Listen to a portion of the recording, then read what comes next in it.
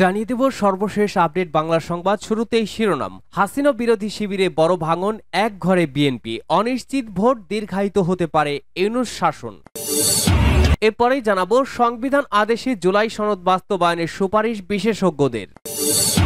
এদিকে এখন আন্দোলন ডাকার মানে হলো আলোচনার টেবিলকে অসম্মান করা, বললেন আমির খসরু মাহমুদ চৌধুরী। জানাবো সংবাদ সম্মেলন করে দলীয় সব পদ থেকে এনসিপি নেত্রীর পদত্যাগ। সর্বশেষ জানাবো পিআর পদ্ধতিতে ফ্যাসিস্ট তৈরির সুযোগ থাকে না, মন্তব্য চরমোনাই পীরের। শুনছিলেন গুরুত্বপূর্ণ আপডেট বাংলা সংবাদের শিরোনাম, এবারে বিস্তারিত।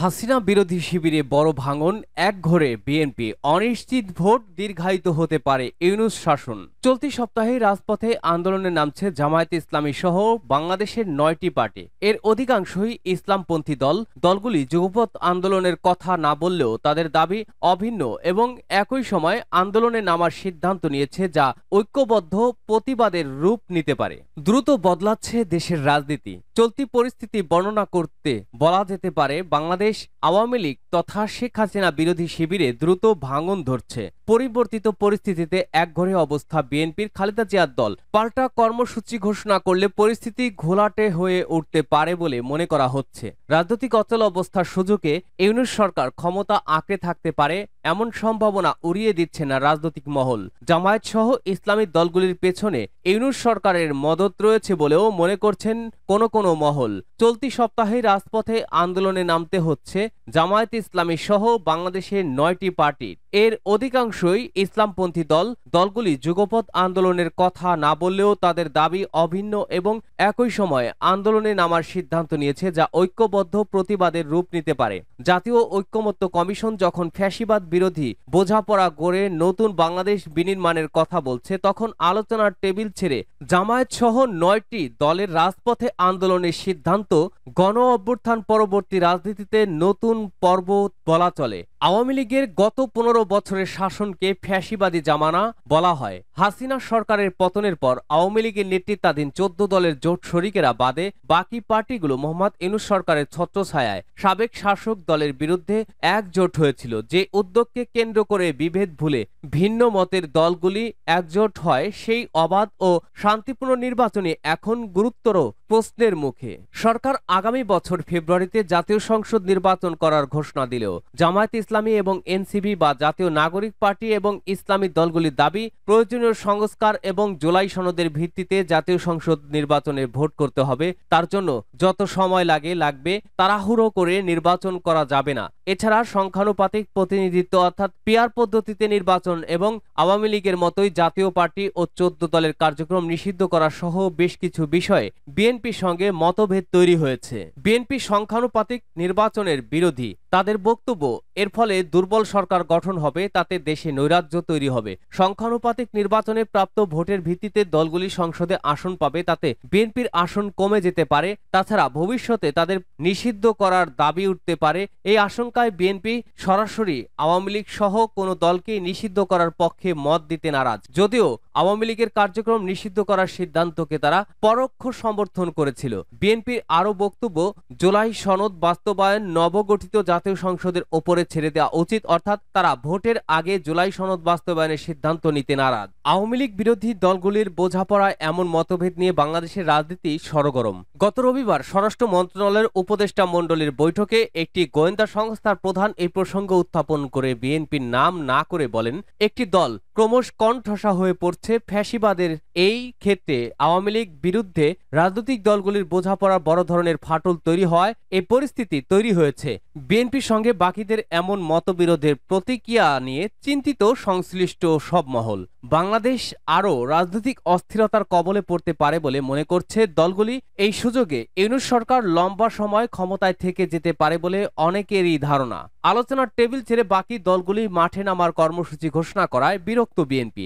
দলের স্থায়ী কমিটির সদস্য সালাউদ্দিন আহমেদ জামায়াত সহ বাকি দলগুলির সিদ্ধান্তকে রাজনৈতিক অসৌজন্য বলে মন্তব্য করেছেন। তার বক্তব্য, জাতীয় ঐক্যমত্য কমিশনের আলোচনা এখনো শেষ হয়নি, তার আগেই দলগুলি মাঠে নেমে পড়ার অর্থ নির্বাচন বিলম্বিত করা।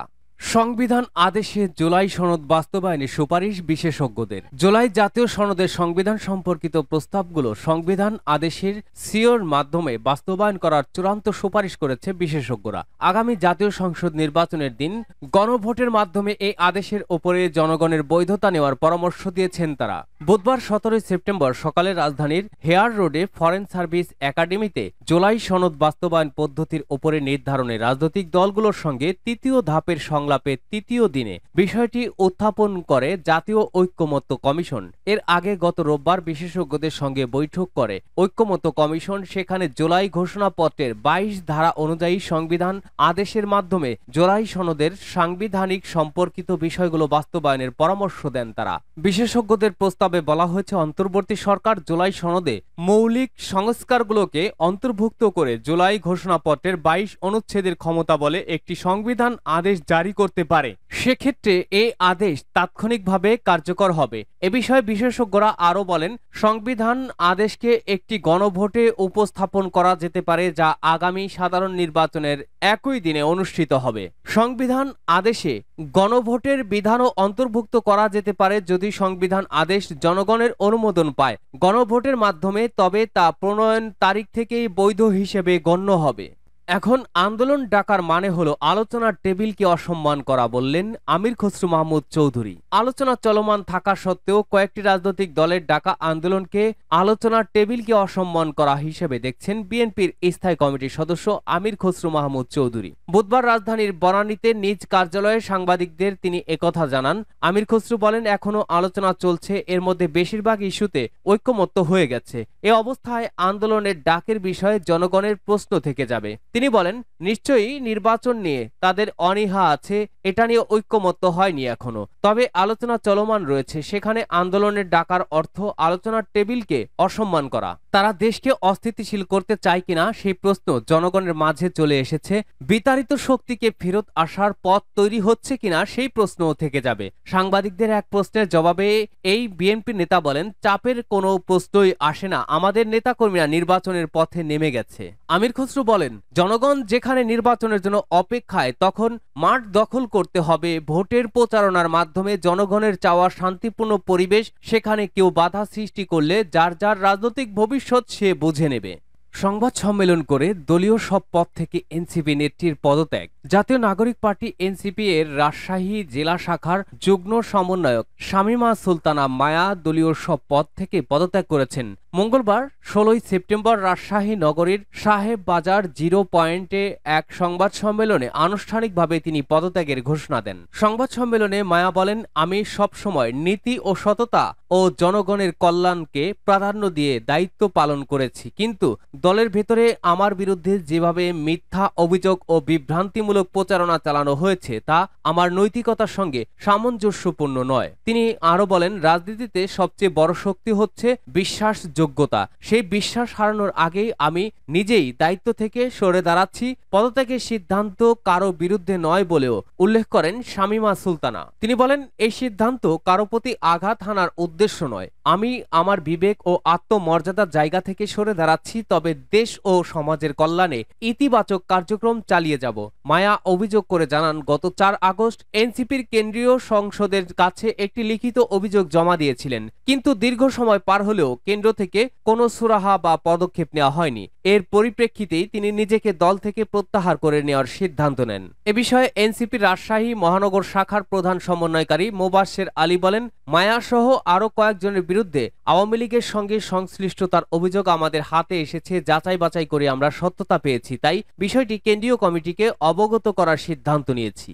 পিয়ার পদ্ধতিতে ফ্যাসিস্ট তৈরির সুযোগ থাকে না বলেছেন চরমোনাই পীর। ইসলামী আন্দোলন বাংলাদেশের আমির মুফতি সৈয়দ মোহাম্মদ রেজাউল করিম বলেছেন, পিয়ার পদ্ধতিতে জাতীয় নির্বাচন দিতে হবে। পিয়ার পদ্ধতি নির্বাচনে ফ্যাসিস্ট চরিত্রের সরকার তৈরি এবং এককভাবে ক্ষমতায় যাওয়ার সুযোগ থাকে না। প্রতিটি ভোটারের ভোটের মূল্যায়ন হয়। বাংলাদেশের সব রাজনৈতিক দলের প্রতিনিধিদের সংসদে যাওয়ার সুযোগ তৈরি হয়। এজন্যই আমরা নির্বাচনে পেয়ার পদ্ধতি চেয়েছি। যারা চায় না, বোঝে না, তারা বুঝবে এখন তো বোঝা কিছুটা শুরু করেছে। পেয়ার পদ্ধতিতে জাতীয় নির্বাচন, প্রয়োজনীয় রাষ্ট্র সংস্কার, জুলাই সনদের আইনি ভিত্তি প্রদান এবং আগামী অপরাধী ও খুনিদের দৃশ্যমান বিচারের দাবিতে মঙ্গলবার বিকেলে ঢাকা ৯ আসনের বাসাবো খেলার মাঠে দলের গণসমাবেশে তিনি এসব কথা বলেন। এ সময় রেজাউল করিম বলেন, যারা দেশ গড়ার এবং জুলাই সনদের আইনি স্বীকৃতি নির্বাচনের আগে দেওয়ার ব্যাপারে গড়িমসি করছে, আমি তাদের পরিষ্কার বলবো, যদি বুঝতে ভুল করেন, সময় নেন, ঢাকা ও জাহাঙ্গীরনগর বিশ্ববিদ্যালয়ের দিকে তাকান, সেখানে কিন্তু জুলাই চেতনার বাস্তবায়ন হয়েছে। এজন্য বলেছি এখনো বোঝার সুযোগ রয়েছে। তিনি বলেন, জুলাই সনদের আইনি ভিত্তি নির্বাচনের আগেই দিতে হবে। পিলখানা হত্যাকাণ্ড ও শাপলা চত্বর হত্যাকাণ্ডের বিচারকেও জুলাই সনদে অন্তর্ভুক্ত করার দাবি জানান তিনি।